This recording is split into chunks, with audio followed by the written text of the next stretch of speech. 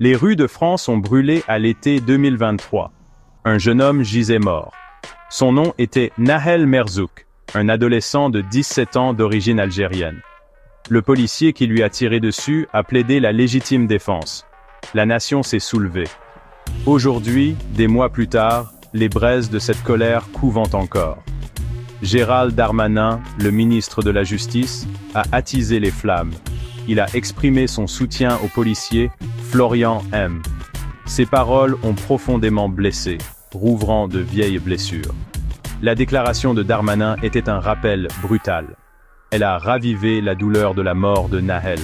Elle a également rappelé une longue histoire de tensions. Ces tensions existent entre la police et les communautés nord-africaines. Darmanin, ancien ministre de l'Intérieur, supervise maintenant le système judiciaire. Ses paroles ont du poids. Elles ont déclenché une tempête de controverses. Certains voient sa position comme une défense de l'ordre public, d'autres y voient un mépris insensible pour la justice. L'affaire est devenue un point de rupture. Elle a révélé de profondes divisions au sein de la société française. D'un côté se trouvent ceux qui soutiennent la police. Ils voient Florian M. comme un héros. Ils pensent qu'il se protégeait lui-même et le public. De l'autre côté se trouvent ceux qui réclament justice pour Nahel. Ils le voient comme une victime de la brutalité policière. Ils pensent que sa mort était absurde et évitable. Prise au milieu, une nation aux prises avec son identité. La France s'enorgueillit de la liberté, de l'égalité et de la fraternité. Mais pour beaucoup, ces idéaux sonnent creux. La mort de Nahel Merzouk n'est pas un incident isolé. Elle fait partie d'un schéma plus large. Ce schéma est celui de la violence policière et du racisme systémique. C'est un schéma qui ronge la France depuis des décennies. La communauté algérienne, en particulier, ressent depuis longtemps le poids de cette discrimination. Ils sont contrôlés et fouillés de manière disproportionnée par la police. Ils sont plus susceptibles d'être arrêtés et incarcérés. Et ils sont plus susceptibles de mourir en garde à vue. Le parquet de Nanterre a pris une décision capitale. Il a requis un procès pour meurtre contre Florian M. Cette décision n'a pas été prise à la légère. Le parquet a soutenu que Nahel ne représentait aucun danger immédiat pour l'agent. Il a suggéré que Florian M. avait l'intention de tuer l'adolescent. Cette conclusion a déclenché une véritable tempête. Les forces de l'ordre, habituées à l'impunité, ont réagi avec colère et défiance. Le syndicat de Police Alliance, une voix puissante au sein des forces de l'ordre, a dénoncé la décision. Ils l'ont qualifiée d'inadmissible et de trahison de leur service. Partout en France, des milliers de policiers sont descendus dans la rue pour protester. Ils se sont rassemblés pour soutenir Florian M., leurs collègues, leurs frères d'armes. Cette démonstration de force, une mère d'uniforme bleu, a envoyé un message glacial. Elle témoignait d'une force qui se sentait au-dessus des lois. Elle témoignait d'une force qui refusait de rendre des comptes. La décision du procureur, bien qu'accueillie favorablement par certains, a creusé le fossé. Elle a exacerbé les tensions entre la police et la justice. Elle a également soulevé des questions sur l'état de droit en France. La justice peut-elle être rendue lorsque ceux qui ont juré de la faire respecter se sentent menacés par elle? Un procès équitable peut-il avoir lieu dans un climat de peur et d'intimidation? La décision a également eu un impact profond sur les familles concernées. Pour la famille de Nahel, elle a offert une lueur d'espoir. C'était un signe que la vie de leur fils comptait, que sa mort ne serait pas passée sous silence, que la justice, bien que difficile à atteindre, était encore à leur portée. Pour Florian M. et sa famille, c'était un cauchemar. La perspective d'un procès pour meurtre, la possibilité d'une vie derrière les barreaux, planait lourdement dans l'air. Les forces de l'ordre françaises sont fières de leur devise, honneur et patrie. Suite à la décision du procureur, de nombreux policiers ont eu le sentiment que cet honneur avait été terni. Ils se sont ralliés à Florian M., le dépeignant comme un bouc émissaire, victime d'un système judiciaire influencé par la pression populaire. Le mur bleu du silence, ce code de loyauté au sein des rangs de la police, est resté intact.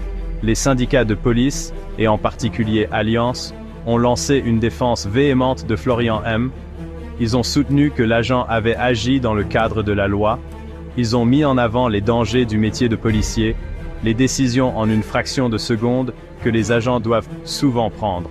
Ils ont affirmé que le parquet, en se rangeant du côté du tollé général, avait sapé la capacité de la police à faire son travail. Cette défense a trouvé un écho auprès d'une partie de la population française. Certains considéraient la police comme un bastion de l'ordre dans un monde de plus en plus chaotique. Ils voyaient les manifestations contre Florian M. comme une attaque contre l'ordre public lui-même. Ce sentiment était particulièrement fort chez les politiciens de droite et leurs partisans. Ils ont exploité la situation, la présentant comme une bataille entre les forces du bien et du mal, entre ceux qui font respecter la loi et ceux qui cherchent à la détruire. La réaction de la police à la décision du procureur a mis en lumière une tendance inquiétante. Elle a révélé un sentiment d'impunité, une conviction que la loi ne s'appliquait pas à eux de la même manière qu'aux citoyens ordinaires. Cette conviction, associée aux tensions historiques entre la police et les minorités, a créé un mélange explosif, une poudrière prête à exploser. Quatrième partie. Une communauté accablée par le deuil et la colère. Le point de vue algérien. La communauté algérienne de France a suivi le drame qui se déroulait avec un mélange de chagrin et de colère.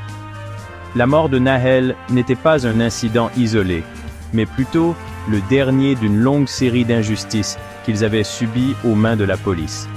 Ils ont vu dans le sort de Nahel le reflet de la vulnérabilité de leurs propres enfants, du statut marginalisé de leur propre communauté. La douleur était vive, la colère palpable. Pour eux, le soutien de Darmanin à Florian M. était une gifle. C'était un signe que le gouvernement français n'était pas de leur côté, que leur vie, leur douleur n'avaient pas d'importance. La communauté s'est mobilisée, organisant des manifestations et des rassemblements, exigeant justice pour Nahel et la fin des brutalités policières. Ils ont refusé que sa mort soit oubliée, qu'elle ne devienne qu'une statistique de plus. La réaction de la communauté algérienne n'était pas seulement liée à Nahel. Il s'agissait de décennies de discrimination, d'être traités comme des citoyens de seconde zone dans leur propre pays. Il s'agissait des indignités quotidiennes, du profilage racial, d'être arrêtés et fouillés sans autre raison que la couleur de leur peau. Il s'agissait de la peur que leurs enfants soient, eux aussi, les prochaines victimes de violences policières. Leur voix, longtemps réduite au silence, s'élevait désormais à l'unisson, exigeant d'être entendus. Ils ont appelé à la fin de l'impunité dont jouit la police, à la responsabilité et à la transparence dans les forces de l'ordre. Ils ont exigé une France à la hauteur de ses idéaux de liberté, d'égalité et de fraternité pour tous ses citoyens, quelle que soit leur origine ou la couleur de leur peau. Cinquième partie. Ligne de fracture politique. Les droites soutiennent la police, tandis que la gauche réclame justice. La mort de Nahel Merzouk et ses conséquences ont mis à nu les profondes fractures politiques qui traversent la société française. La droite, avec son insistance sur le maintien de l'ordre, s'est ralliée à la police. Ils voyaient en Florian M. un symbole d'autorité, un défenseur de l'ordre social menacé. Ils considéraient les manifestations et la décision du procureur comme les signes d'une société au bord du chaos, une société qui avait perdu son sens moral. Marine Le Pen, chef du parti d'extrême droite Rassemblement National, n'a pas tardé à exprimer son soutien à la police. Elle a accusé la gauche d'alimenter les troubles, de prendre parti pour les criminels contre les forces de l'ordre. Ces paroles ont trouvé un écho auprès d'une partie de la population française, notamment ceux qui se sentent laissés pour compte par la mondialisation et les changements sociaux. Ils voyaient, dans la position ferme de Le Pen, un rempart contre les forces qu'ils percevaient comme une menace pour leur mode de vie. La gauche, quant à elle, a condamné les actions de la police et a réclamé justice pour Nahel. Ils ont vu dans sa mort un exemple tragique du racisme systémique et des violences policières qui gangrènent la société française. Ils ont accusé le gouvernement de fermer les yeux sur le problème, de privilégier le maintien de l'ordre à la justice sociale. Ils ont appelé à une réforme de la police, à une plus grande responsabilité et transparence dans les forces de l'ordre. Le clivage politique n'était pas simplement une opposition entre la gauche et la droite. Il s'agissait de visions concurrentes de la France, de qui appartenait et qui n'appartenait pas. Il s'agissait de l'héritage du colonialisme, des profondes cicatrices qu'il a laissées sur la société française. Il s'agissait de la lutte pour l'égalité, une lutte qui semblait plus lointaine que jamais. Merci de bien vouloir activer la cloche et de cliquer sur j'aime.